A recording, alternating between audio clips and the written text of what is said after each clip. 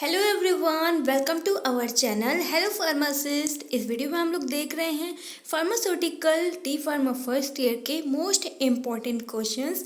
हिंदी में नहीं अपलोड था, इंग्लिश में तो अपलोड कर दिया था, हिंदी में नहीं अपलोड था। इस वजह से बहुत से स्टूडेंट्स के कमेंट्स आ रहे थे, दीदी हिंदी में भी क्वेश्चन पेपर को अपलोड कर दीजिए, समझा दीजिए। तो आइए इस वीडियो में बिना देर किए हुए समझते हैं फार्मास्यूटिकल केमिस्ट्री के मोस्ट इम्पॉर्टेंट क्वेश्चंस। और हाँ, अगर वीडियो अच्छा लगे तो लाइक शेयर करने से आपको पीछे नहीं हटना है, जैसे कि मैं आप सभी लोगों की हेल्प करने से पीछे नहीं हटती हूँ। देखिए यहाँ पे फार्मास्यूटिकल केमिस्ट्री का फर्स्ट क्वेश्चन लिखा हुआ है, जो सेम इंग्लिश में बताया था सेम वही मैं यहाँ पे हिंदी में भी आपको यहाँ पे 18 या 17 क्वेश्चंस हैं वही कवर करवा रही हूँ। ठीक है, बस फ़र्क इतना है, वो वाला इंग्लिश में था, ये वाला हिंदी में है, क्योंकि आप लोग को वहाँ पे ठीक से नहीं समझ में आ रहा था। फर्स्ट क्वेश्चन देखिए, यहाँ पे लिखा हुआ है आर्सेनिक का सीमा परीक्षण की व्याख्या करनी है, मतलब कि आर्सेनिक का लिमिट टेस्ट बताना है। ठीक है, फर्स्ट क्वेश्चन हो गया। सेकंड क्वेश्चन में बताया गया है उदाहरण और सीमाओं का एसिड बेस, जो एसिड बेस होता है ना उसकी थ्योरी, एसिड बेस के बारे में लिखना है। सेकंड नंबर क्वेश्चन ये बताया गया है, तो आपको एसिड बेस जो टॉपिक है उसे अच्छे से कवर कर लेना है। थर्ड नंबर क्वेश्चन में आपसे पूछा गया है जर्नल एनेस्थेटिक एजेंट, जो एनेस्थीसिया की ड्रग होती हैं, दवाइयाँ होती हैं, उनकी कौन कौन सी क्लासिफिकेशन है उसके बारे में लिखना है, और उसका क्या एजेंट है दवाइयाँ, वही सब कुछ अच्छे से डिस्क्राइब करना है। 4 नंबर क्वेश्चन में मोस्ट इम्पॉर्टेंट है, काफ़ी बार एग्जाम में पूछा गया है, ये जर्नल एनेस्थेसिया, आपको इसको अच्छे से कवर कर लेना है। ठीक है, आप लोग फर्स्ट ईयर के स्टूडेंट हो, जब मैंने सेकेंड ईयर में था तब मैंने इस सब्जेक्ट को कवर किया था। तो ये सब्जेक्ट बहुत ही ज़्यादा इम्पॉर्टेंट है, एग्ज़ाम में काफ़ी बार पूछे जाते हैं। ये वही 18 क्वेश्चन है जो एग्ज़ाम में हर बार रिपीट होते हैं। 4 नंबर क्वेश्चन में कहा गया है स्टेज ऑफ विभिन्न चरणों में व्यक्त कीजिए, मतलब कि जो एनेस्थीसिया दी जाती है दवाइयाँ, उनके कितने पार्ट होते हैं, कितने स्टेज होते हैं। तो एनेस्थीसिया के 4 स्टेज होते हैं, 4 स्टेज में इन दवाइयों को कवर किया जाता है। पहले बहुत ही नॉर्मल रहता है, फिर मैडेटरी रहता है, फिर उससे थोड़ा सा हाई रहता है, और 4th स्टेज तब दिया जाता है जब पेशेंट बहुत ही ज़्यादा उसकी तबीयत खराब रहती है। ठीक है, 5th नंबर क्वेश्चन देखिए, यहाँ पे लिखा गया है पेनिसिलिन के नाभिकी की कैंपस संरचना के साथ एंटीबायोटिक्स जो दवाइयाँ होती हैं, बहुत ही ज़्यादा इम्पोर्टेंट है। एंटीबायोटिक्स में आपसे पेनिसिलिन पूछा जाएगा, मोस्ट इम्पॉर्टेंट टॉपिक है, एग्जाम में काफ़ी बार पूछा गया है। और आप लोगों का फ़ायदा यहाँ पे ये है, अगर आप ये सारे इम्पोर्टेंट क्वेश्चंस को कवर कर लोगे ना, तो आपके सेकंड ईयर में बहुत ही ज़्यादा ये हेल्प करेगा, क्योंकि यहाँ से सेकंड ईयर में जाओगे तो बहुत ज़्यादा सिलेबस बढ़ जाएगा। इस वजह से आप यहाँ पे कवर करे रहोगे तो आप पास हो पाओगे, पास होके सेकंड ईयर में जाओगे, सेकंड ईयर में जाओगे तो आपका फ़ायदा ही फ़ायदा, क्योंकि आपका फार्माकोथेरेप्यूटिक जो सब्जेक्ट है और फार्माकोलॉजी और फार्मास्यूटिकल केमिस्ट्री, ये तीनों सब्जेक्ट बहुत ही ज़्यादा मिलते जुलते हैं, कि अगर आप यहाँ से एक सब्जेक्ट कवर करोगे तो सेकंड ईयर में आप 2 सब्जेक्ट को पूरा इसी के साथ बाइंड कर पाओगे। ठीक है, तो आपको ये सब्जेक्ट बहुत ही अच्छे से पढ़ना है। पेनिसिलिन, वो एंटीबायोटिक्स में पूछी जाएंगी दवाइयाँ, तो ये पेनिसिलिन टॉपिक बहुत ही ज़्यादा इंपॉर्टेंट है। अगर क्लासिफिकेशन लर्न करने में दिक्कत हो रही है तो मैंने एक हाइपोग्लाइसेमिक नाम से वो बनाया है टॉपिक क्लासिफिकेशन का, उसको देख लीजिएगा, मैं लिंक डिस्क्रिप्शन में दे दूँगी। ट्रिक से कैसे क्लासिफिकेशन लर्न कर सकते हैं आप। ठीक है, उस टॉपिक को देख के बताइएगा, कमेंट करिएगा कि हाँ कैसा है, क्या आपको हेल्प कर रहा है क्लासिफिकेशन लर्न करने में। ठीक है, 6 नंबर क्वेश्चन देखिए, यहाँ पे 5th से 5th डाल दिया है मैंने। 6 नंबर क्वेश्चन है डायूरेटिक फ्यूरोसेमाइड का क्लासिफिकेशन, और यहाँ पे केमिकल नेम लिखना है। ठीक है, केमिकल, तो फ्यूरोसेमाइड डायूरेटिक टॉपिक बहुत ही ज़्यादा इंपॉर्टेंट है, एग्जाम में काफ़ी बार पूछा गया है। अगर किसी टॉपिक का वीडियो नहीं मिलता है तो आप कमेंट कर सकते हो, मैं आप लोग को शेयर कर देती हूँ, क्योंकि मैं भी समझती हूँ कि एक बच्चे की एग्ज़ाम के टाइम क्या हालत रहती है, समझ सकते हैं, क्योंकि हम भी कभी आपके जैसे ही थे।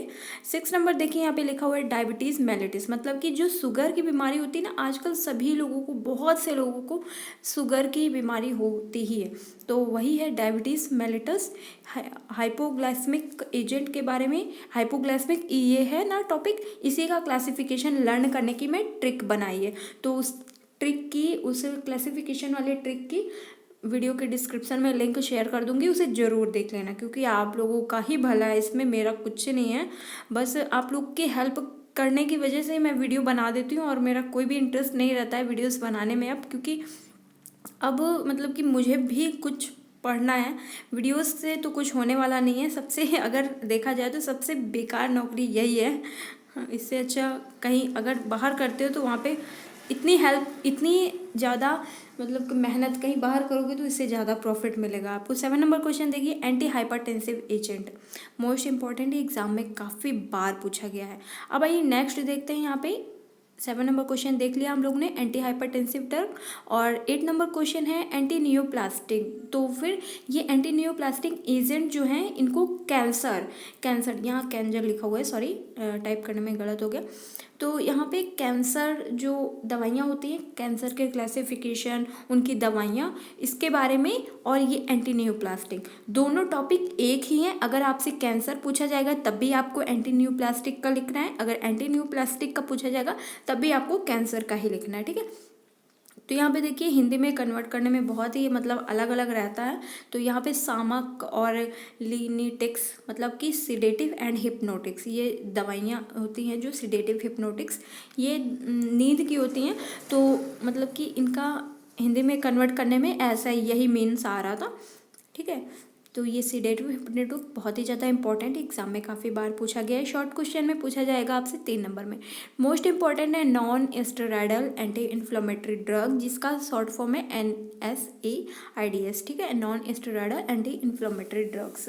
बहुत ही ज़्यादा इंपॉर्टेंट है, एग्जाम में काफ़ी बार पूछा गया है। ये आपसे लॉन्ग में भी पूछा जा सकता है और शॉर्ट में भी पूछा जा सकता है।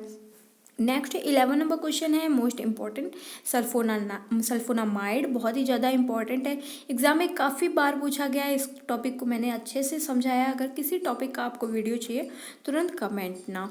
और नेक्स्ट 12 नंबर क्वेश्चन है tuberculosis, define anti tuberculosis drug और इनका क्लासिफिकेशन उदाहरण सहित लिखना है। तो बहुत ही ज़्यादा इंपॉर्टेंट है, एग्जाम में काफ़ी बार पूछा गया है। तो जो मैं आपको बता रही हूँ ना कि ये आपके टॉपिक, अगर एक सब्जेक्ट एक तीर से 3 निशाने जा रहे हैं यहाँ पे, आपका फार्मास्यूटिकल केमिस्ट्री, फार्माकोथेरेप्यूटिक और फार्माकोलॉजी, तीनों सब्जेक्ट में एक ही टॉपिक है। तो आप इन सभी टॉपिक्स को ज़रूर कवर कर लीजिएगा, क्योंकि आपकी हेल्प के लिए ही है। जब आप सिलेबस कवर करोगे ना सेकेंड ईयर में पहुंच के, या अभी सेकेंड ईयर का सिलेबस देखोगे तो उसमें ये सभी टॉपिक्स हैं। अब 3rd नंबर क्वेश्चन देखिए, यहाँ पे लिखा हुआ है क्लोराइड का लिमिट टेस्ट, ठीक है, limit test of chloride. 14 number question लिखा हुआ है एंटी मलेरियल एजेंट, एंटीबायोटिक्स का क्लासिफिकेशन, जो एंटी मलेरियल ड्रग्स होती हैं उनके बारे में बताना है, उनका क्लासिफिकेशन बताना है, ठीक है। 15 नंबर क्वेश्चन में देखिए आपसे शॉर्ट क्वेश्चन पूछा जाएगा, 3 नंबर में या 1 नंबर में ये टॉपिक्स पूछे जाएंगे, और बहुत ही ज़्यादा इंपॉर्टेंट है, ये एग्जाम में ज़रूर आने ही आने हैं। बोरिक एसिड के बारे में, फिटकरी, एलम के बारे में, ठीक है, एल्युमिनियम हाइड्रोक्साइड के बारे में, कैल्शियम कार्बोनेट, ये जो मैंने टॉपिक लिखे हैं ना, डेंटल प्रोडक्ट हो गया, एंटासिड्स हो गया, बहुत ही ज़्यादा इंपॉर्टेंट है, एग्जाम में ज़रूर ही आएंगे। तो मैं आप सभी लोगों को अफवाह में या ऐसे झूठ ही नहीं कह रही हूँ कि ये सभी टॉपिक्स इंपॉर्टेंट है। मैंने खुद इन्हीं टॉपिक्स को पढ़ के कवर किया है, और जो प्रीवियस ईयर के क्वेश्चन पेपर है ना, इन सभी में यही टॉपिक्स पूछे जाते हैं। तो आप सभी लोगों के लिए बहुत ही ज़्यादा इंपॉर्टेंट है। जो पढ़ लेगा वो तो अच्छे से पास कर लेगा, और लिख लिख के प्रैक्टिस ज़रूर कर लेना है अगर आप अपना कुछ अच्छा करना चाहते हो, क्योंकि लिमिटेड टॉपिक है और लिमिटेड टाइम है। ऐसा नहीं कि आपको पूरी ज़िंदगी मेहनत करनी है, अभी सिर्फ 2 महीने बचे, इतने ही मेहनत कर लो और फिर आपका आगे तो ऐसो आराम ही है, ठीक है। इस वजह से जितना टाइम है उतना अच्छे से कर लो, मेहनत कर लो, लिख लिख के इन सभी टॉपिक्स को कवर कर लो, आपका ही भला है।